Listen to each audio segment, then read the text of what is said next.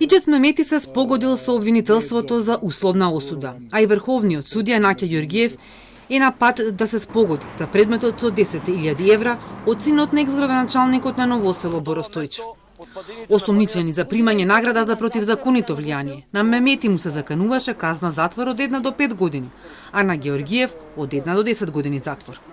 Кривичен ја потврдил спогодбата со која покрај условената 1 година затвор која нема да ја одлежи доколку 3 години не стори ново кривично дело.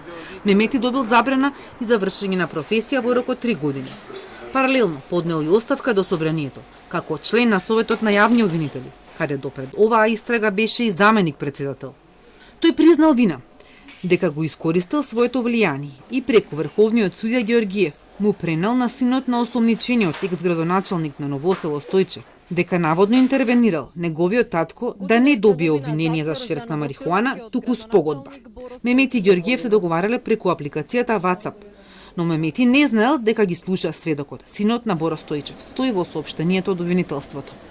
Во еден од тие разговори, сведокот дознал дека наводно од страна на ИМА бил даден налог за спогодување со таткото на сведокот и дека ќе биде одобрено барањето за склучување на предлог спогодба со осомничениот, татко на сведокот. При тоа на сведокот од страна на осомничениот НГ му било предочено дека при утврдување на видот и висината на казната ќе биде предложена и утврдена казна затвор од 5 години, како минимална казна за предметното кривично дело.